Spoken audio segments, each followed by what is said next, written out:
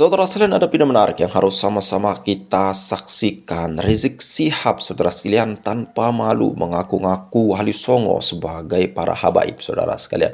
Bahwasanya para habaib ini yang menyebarkan Islam yang ada di Indonesia. Salah satu siapa para habaib itu? Wali Songo, saudara sekalian. Salah satu nanti yang diakui adalah Sunan Gresik, saudara sekalian. Padahal jelas bahwasanya Bahar bin Smith pernah mengatakan, saudara sekalian, bahwa Wali Songo ini tidak ada keturunannya. Ini salah satu hal yang bertentangan, saudara sekalian, oleh para habaib. Dan sekarang mereka sudah terpojok lalu mengakui daripada Wali Songo itu sendiri punya keturunan, saudara sekalian. Bahkan Wali Songo adalah para habaib. Ya, selengkapnya mari kita sama-sama simak video berikut. Silakan. Khidmah para ulama Ba'alwi ini, saudara, sejak dulu sampai hari ini untuk madhab Syafi'i itu beraneka ragam caranya. Ya, ada yang taklif rasail wa kutubul madhab, saudara. Mereka menulis risalah-risalah, kitab-kitab, saudara. Jadi kita lihat banyak kitab-kitab dalam mazhab Syafi'i, saudara, baik dalam akidah Asy'arinya maupun dalam fikih-fikih, saudara, dikarang oleh ulama-ulama habaib. Enggak betul kalau dikatakan tidak ada. Kita lihat kitab Bughiyah dan lain sebagainya, saudara, itu karya-karya mereka. Saudara, jangan kemudian dikecilkan, ya tapi enggak ada nih kitab sekelas Al-Um, saudara. Ya, bukan hanya di Hadramut aja, di mana-mana dunia juga cari kitab sekelas Al-Um susah. Karena Imam Syafi'i memang punya magam tersendiri, saudara. Kemudian yang berikutnya, saudara, yang kita ambil lagi tadi dari Isdar Fatawa, tadi sudah dijelaskan. Banyak para habaib Ba'alwi, baik yang tinggal di Hadramut maupun di luar Hadramut, saudara, mereka memberikan fatwa. Di Indonesia ada Mufti Betawi, Habib Utsman bin Yahya, mengarang kitab lebih dari 100 kitab, ya ikhwan. Isinya fatwa. Isinya fatwa. Tapi memang kalau ada yang tanya, lalu kenapa nih ulama-ulama Ba'alwi kok fatwanya nggak ada ya di kitab-kitab para fuqaha? Ya kan beda zaman. Tadi beliau katakan, yaitu saudara, kita nih hidup fil amsor. Ulama-ulama kita nih ribuan jutaan tuh bertebaran di seluruh dunia, ya ikhwan. Ada komunikasi di antara mereka, ada tidak komunikasi. Bisa jadi mereka-mereka yang mengarang kitab fikih di Timur Tengah sana nggak kenal Habib Utsman bin Yahya. Tapi kalau tanya ulama di Indonesia, hampir semua tahu siapa Habib Utsman bin Yahya dengan fatwa-fatwanya. Seperti yang tadi beliau sampaikan juga, banyak ulama Indonesia cerdas, pintar, saudara. Siapa bilang ulama Indonesia fuqahanya sedikit? Banyak, saudara. Nah, tapi memang kalau kita baca kitab-kitab fikih yang, apalagi yang mutaqaddimin, belum ada. Yang mutaakhirin atau muasirin, kadang-kadang memang hampir nggak ada tuh dikutip. Pendapat Kiai Fulan bin Fulan dari Indonesia, Kiai Fulan bin Fulan, saudara, dari Indonesia. Nah, tidak dikutipnya bukan berarti ulama Indonesia nggak ada yang bisa jadi rujukan, bukan berarti ulama Indonesia nggak ada yang bisa berfatwa, bukan berarti ulama Indonesia kelasnya di bawah ulama dunia, nggak begitu, saudara. Nah, jadi sekali lagi, jadi posisi Ba'alwi dengan posisi ulama Indonesia sudah ya sama saja. Artinya ada yang mereka dikutip dan banyak juga yang tidak dikutip, ya kawan. Kemudian tadi juga luar biasa, saudara. Tadi satu lagi yang kita ingatkan, bagaimana beliau tadi menyampaikan kepada kita beberapa pendapat dari Al-Habib Ahmad bin Hasan Al-Attas, ya kawan. Habib Ahmad bin Al-Attas ini terkenal orang yang munfatihus sadar. Jadi yang lapang dada, yang pemikirannya luas, yang enggak mau mengikat diri secara taklid buta, saudara. Ternyata memang kalangan Ba'alwi dari dulu sampai saat ini mereka ittiba'ul madhab, bukan taklid buta, ya kawan. Ittiba' madhab Syafi'i, iya, tapi taklid buta enggak. Maka itu jangan kaget kalau ada beberapa pendapat yang kadang-kadang mereka berbeda dengan madhab Imam Syafi'i, saudara. Itu hal yang biasa di kalangan ulama, ya kawan. Nah, baiklah, tadi juga beliau sudah sampaikan kepada kita, saudara, banyak habaib di Hadramut maupun di luar Hadramut, termasuk di Indonesia, yang mendirikan sekolah, menggelar majelis taklim, mendirikan pesantren, saudara. Untuk apa semua itu? Melayani madhab, menyebarkan akidah Asy'ariyah, menyebarkan fikih Syafi'i, saudara. Nah, untuk apa mereka buka itu semua kalau bukan khidmatul madhab? Ya tentu yang dimaksud khidmatul madhab ini khidmatul Islam wal muslimin, melayani umat Islam. Jadi nggak bisa dipungkiri memang, ya, ulama-ulama Ba'alwi, saudara, perjuangannya dalam melayani madhab Syafi'i ini luar biasa. Nah, baiklah, yang terakhir, nah, saya mau tambahkan, saudara, kalau kita melihat jasa besar Ba'alwi dalam pelayanan terhadap madhab Imam Syafi'i, saudara, terhadap akidah Asy'ari, ya di Indonesia ini yang bawa Islam kemari, saudara, ada Wali Songo Ba'alwi, saudara. Kemudian di luar Wali Songo banyak ulama-ulama besar di Sumatera, di Kalimantan, di Sulawesi, di Irian, yang gak ada hubungan dengan Wali Songo, saudara. Ba'alwi itu menyebar kemana tempat, saudara. Nah, artinya apa? Mereka menyebar kemana tempat yang mereka bawa sama madhab Syafi'i. Karena mereka datang dari Hadramut, saudara, yang dibawa oleh Wali Songo madhab Syafi'i, yang dibawa oleh habaib-habaib yang tersebar di luar Jawa juga madhab Syafi'i. Nah, kita kalau lihat bagaimana seorang Al-Gadri bisa jadi sultan di Pontianak, bagaimana seorang Ba'alwi Al-Idrus bisa jadi sultan di Kubu, saudara. Kemudian bagaimana seorang bin Syahab bisa jadi sultan di Siak, saudara. Itu fakta. Nah, fakta apa yang perlu saya sampaikan di sini? Mereka dulu datang berdakwah, saudara, bil ilim wal amal wal akhlak. Akhirnya mereka mahbub indan nas. Enggak sedikit para habaib tersebut, saudara, akhirnya dipungut mantu oleh raja, saudara. Dipungut mantu oleh raja, akhirnya melahirkan anak keturunan raja, jadi cucunya raja. Begitu pada saat pergantian kerajaan, raja nggak punya anak lelaki, cucunya yang naik, saudara.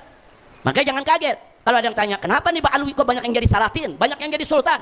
Saudara, di Ternate, di Tidore, di mana-mana tempat. Nah, kenapa?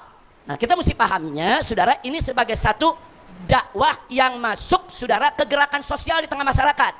Nah, jangan diartikan sebagai penjajahan. Nah, makanya saya heran betul itu. Kok ada seorang yang dianggap dirinya Gus, bahkan ada Kiai Haji pimpinan salah satu wilayah dari organisasi Islam besar di Indonesia, di wilayah Jawa Tengah, di Semarang, berceramah, saudara, mengatakan bahwa Indonesia dijajah sama Arab, dijajah sama Habaib, dijajah sama Pak Alwi. Di mana otaknya? Dia Kiai Haji, dia guru, dia ikut mimpin, saudara, di salah satu cabang daripada organisasi Islam yang mengaku sebagai Ahlus Sunnah. Udah gila ini, saudara. Itu bukan proses penjajahan, saudara. Itu proses, saudara, yaitu proses pembauran. Bagaimana para habaib datang ke Indonesia, berdakwah bil ilim wal amal wal akhlak mahbub indan nas. Begitu mahbub sampai raja-raja tertarik, diambil ini Habib-habib dijadiin mantu, saudara. Di kerajaan Kutai, saudara, kerajaan Kutai, kerajaan Dayak di sana di Kalimantan Timur, saudara. Nah, itu pangerannya bin Yahya, saudara, jadi mufti, saudara, di mana-mana. Ada yang jadi pangeran, ada yang jadi mantu, termasuk Sunan Giri, saudara. Nah, Sunan Giri itu, saudara, ibunya, saudara, itu keluarga besar daripada kerajaan Blambangan, Majapahit, saudara. Nah, kok bisa Sunan Giri menjadi sunan? Kok bisa menjadi sultan, saudara? Kok bisa menjadi raden, saudara? Ada apa? Ya karena memang ibunya dari keluarga raja. Wajar ada perkawinan. Saya tanya, ini pembauran atau penjajahan? Pembauran. Jadi jangan pura-pura gila lah, saudara. Ada kiai, ada gus ngomong serius banget, awas hati-hati, Pak Alwi datang ke Indonesia ini mau menjajah, mereka mau menjajah kita. Sedih, saudara. Saya lihat begitu sedih. Itu kalau itu yang bicara buzzer, yang bicara orang yang nggak pernah belajar agama, nggak ada urusan. Ini yang bicara kiai, yang bicara gus, yang bicara ini lulusan pondok pesantren, yang bicara ini ngaku Ahlus Sunnah wal Jamaah. Kok bisa melihat Islam datang ke Indonesia dibawa oleh penjajah? Innalillahi wa inna ilaihi raji'un. Baiklah, itu nanti ada babnya, kapan-kapan kita bahas ya, kawan. Insya Allah, saya cuma ingin memantapkan apa yang dikatakan oleh Dr. Saudara Mustafa bin Sumit tadi, bahwa khidmah Al-Ba'alawi, saudara, dalam madhab Syafi'i disebarkan ke dunia, itu khidmah yang tidak terpungkiri, termasuk disebarkannya madhab Syafi'i di Indonesia, saudara. Kalau nggak ada Ba'alawi yang datang kemari, saudara, yang datang dari India bisa madhab Hanafi yang ada di Indonesia, yang datang dari Iran bisa madhab Syiah yang tersebar di Indonesia, saudara. Tapi ternyata, saudara, yang datang kemari adalah ulama-ulama Ba'alawi dari Hadramut, dan mereka membawa madhab Syafi'i Asy'ari. Alhamdulillah. Makanya, saudara, jangan kaget kalau di Hadramut sama di Indonesia nih, saudara, bukan hanya urusan syariat, bahkan urusan budaya, ada pertukaran budaya, saudara. Salah satunya apa? Di Hadramut itu ada tarian Zafin, saudara. Nah, sekarang ini, saudara, ada Zafin Palembang, ada Zafin Banjarmasin, ada Zafin Aceh, saudara. Ada Zafin di mana-mana, ada Zafin Melayu, saudara. Dari mana itu Zafin? Gerakannya, kakinya, langkahnya dua kali. Itu dari Hadramut, saudara.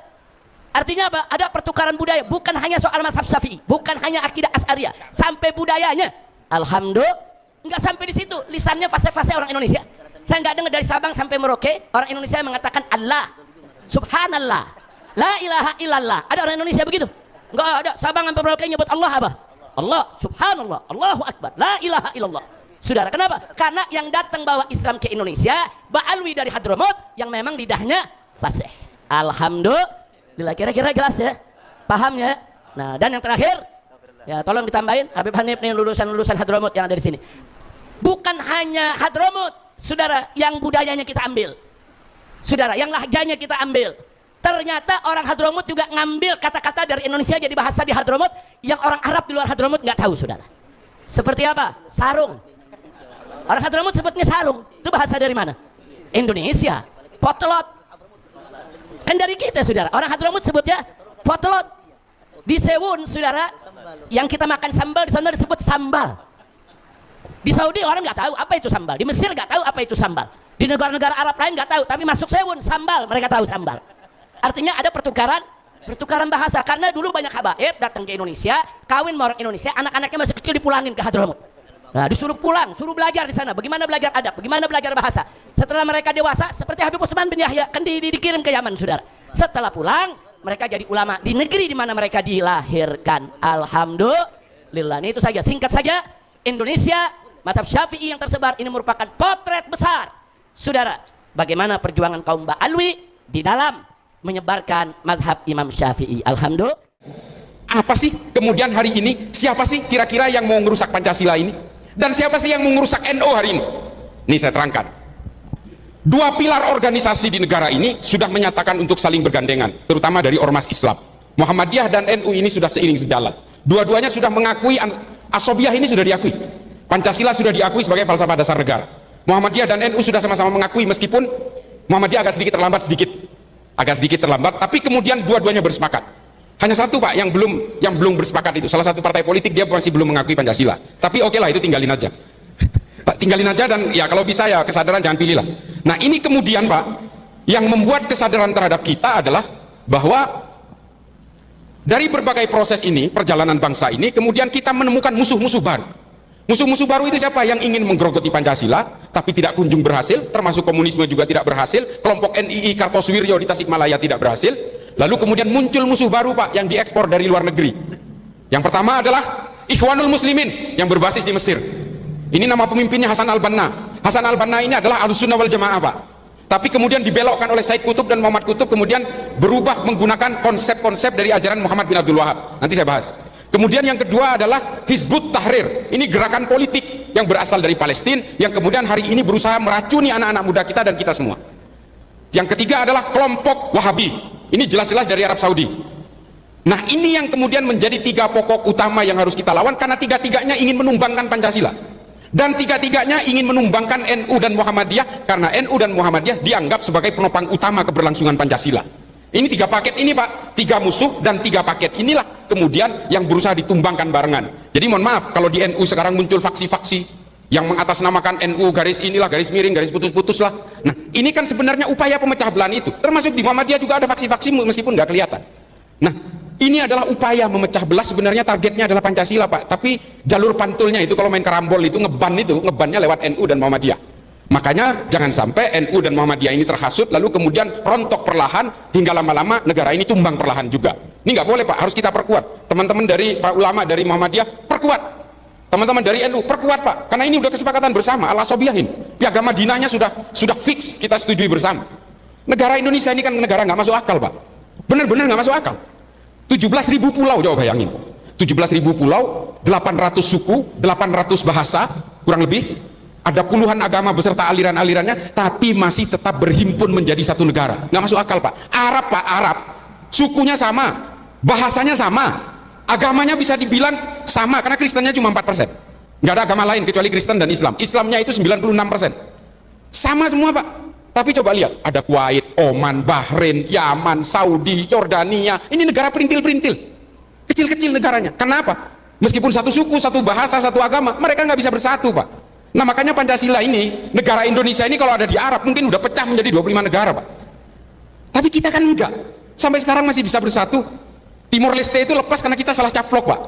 Karena itu sebenarnya jalan Portugis. Kita memaksakan untuk mendapatkan Timor Leste, tapi sebenarnya tidak didukung oleh perjanjian masa lalu. Makanya akhirnya ya lepas aja.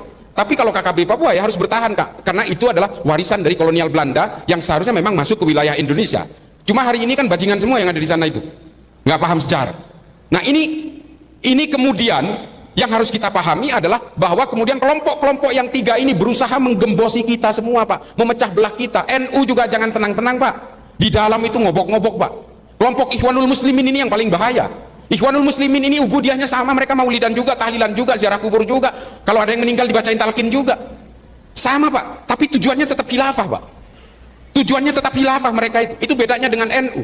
NU nggak punya tujuan politik Pak. Tujuan politik NU dan Muhammadiyah ini kan tetap menegakkan NKRI dan Pancasila, udah sesederhana itu aja tujuannya. Tapi kalau yang lain ingin menumbangkan negara ini dikuasai, lalu kemudian semua dihomogenkan paksa. Sama Pak, Hizbut Tahrir juga. Padahal kalau mau debat soal khilafah, saya layani 7 hari 7 malam nggak pakai makan, ayo. Kita mau bongkar secara historis. Saya selalu menyuarakan tantangan ini, tapi nggak ada yang mau debat sama saya. Saya nggak merasa pinter, nggak merasa hebat, tapi mari kita permainkan literatur yang disediakan oleh Islam. Islam menyediakan semua literatur tentang khilafah itu. Ini sistem politik biasa Pak. Kelompok-kelompok penggarong Pancasila ini kan selalu ingin membawakan referensi masa lalu sebagai sistem yang paling ideal hari ini. Itu kan teknik lama Pak dalam politik. Ini kan kemudian yang meluluh lantakkan berbagai kehidupan beragama kita, ini kan tujuan politik Bu. Ini politik semua ini. Makanya saya paling anti sama politisasi agama ini. Orang Islam, orang Hindu, orang Kristen, Orang Katolik silahkan berpolitik Pak, silahkan. Orang Islam juga harus berpolitik untuk mengawal supaya produk-produk politik tidak keluar dari makosidus syariah. Harus Pak. Tapi jangan jadikan agama ini sebagai kendaraan untuk mencapai kekuasaan. Karena kata Ibnu Rus, kalau ada penguasa yang menggunakan agama sebagai kendaraan menuju kekuasaannya, kelak kejahatan-kejahatannya pun akan dibenarkan dengan menggunakan dalil agama. Ini Ibnu Rus. Dan akhirnya banyak praktek seperti itu. Banyak Pak yang mengatakan, saya partai Islam, saya akan memperjuangkan Islam, sayalah Islam, pilih saya. Setelah berkuasa korupsi juga Pak. Ada itu, gak usah disebut lah. Nah ini kan adalah anomali-anomali dan penipuan-penipuan atas nama agama yang membajak kesalehan, membajak simbol-simbol agama. Makanya saya paling anti dengan partai baru yang akan berkampanye di masjid, mengatakan masjid adalah tempat jihad politik. Karena dulu Nabi menggunakan strategi perang dan berbagai anjuran politik itu di masjid katanya. Beda Pak. Zaman Kanjeng Nabi itu menggunakan masjid, merumuskan strategi perang itu untuk melawan musuh bersama. Musuh kalian dan musuh saya sama, mari kita lawan sama-sama. Kalau hari ini kan enggak Pak. Partai politik itu kampanye di masjid, orang-orang yang merasa tidak punya musuh kemudian dipaksa untuk melawan musuh saya. Itu bedanya. Para ulama ketika melawan penjajah Belanda juga menyuarakan berbagai ijtihad politiknya dari masjid, karena musuhnya musuh bersama, namanya penjajah Belanda. Itu musuh kita. Tapi kalau hari ini enggak. Kalangan muslimin semua, mari kita lawan semua musuh saya. Kan musuhnya dia doang Pak. Hanya musuhnya dia yang disuruh lawan dan mengajak kita. Nah inilah penyimpangan itu. Dan mereka yang suka berkampanye di masjid, saya nggak mau nyebutin capres lah, semuanya juga kok, semuanya sama itu. Saya memang nggak ada lah, udahlah pokoknya gini, sayangilah agama ini, jangan kemudian dijadikan kendaraan-kendaraan politik. Karena suatu saat mereka juga memiliki kejahatan, kita kan manusia biasa Pak. Nah kemudian orang-orang yang memaksakan untuk mengatakan, oh masjid harus punya jihad politik, ya lihatlah sejarah lah, bagaimana Khalifah Umar bin Abdul Aziz sampai mengeluarkan ketetapan bahwa khotib Jumat harus membawakan surat An-Nahl ayat 90 di bagian akhirnya. Nah ini kan di masjid kita sampai dilakukan sampai hari ini. Itu kenapa? Karena dulu Pak, masjid itu tempat caci maki. Ibu sekalian, dulu masjid itu tempatnya mencaci maki lawan politik. Kalau masjidnya itu masjidnya Muawiyah, lalu kemudian mencaci maki Sayyidina Ali. Kalau itu masjidnya Sayyidina Ali, tempat mencaci makinya Muawiyah. Dari dalam masjid mereka sholat bareng, sampai keluar itu bunuh-bunuhan. Makanya kemudian Khalifah Umar bin Abdul Aziz, Khalifah kelima dari Bani Umayyah, mengeluarkan ketetapan khotib harus membawakan surat An-Nahl ayat 90. Innallaha ya'muru bil adli wal ihsan wa ita'idzil qurba wa yanha 'anil fahsya'i wal munkari wal baghi ya'idukum la'allakum tadhakkarun. Ini supaya orang ingat bahwa kita semua ini adalah harus membangun kebersamaan. Semua umat Islam, semua umat manusia ini harus saling bekerja sama, saling bergotong royong. Itu maunya Khalifah Umar seperti itu, dan tradisi ini terus dipakai sampai hari ini. Nah ini mereka ini nggak tahu sejarah itu, bahwa berpolitik di dalam masjid untuk kepentingan kekuasaannya nggak boleh. Kalau menyuarakan kita, misalnya kita diserbu oleh tentara musuh misalnya, oh silahkan Pak. Oke saudara sekalian, itu ya tadi luar biasa apa yang disampaikan oleh Gus Islah. Saudara sekalian, bagaimana beliau menerangkan 3 dimensi ataupun 3 kelompok yang sangat luar biasa berbahaya di dalam Islam. Saudara sekalian, salah satunya berasal dari luar negeri, lalu kemudian 2-nya berasal dari Indonesia sendiri, dan ini akan berbahaya bagi Nahdlatul Ulama maupun Pancasila itu sendiri. Kenapa? Karena mereka ini, saudara sekalian, orang-orang yang memang atau kelompok-kelompok yang memang ingin mendirikan khilafah, saudara sekalian. Kalau negara kita berpaham khilafah, saudara sekalian, ini akan sangat berbahaya bagi kesatuan negara Republik Indonesia.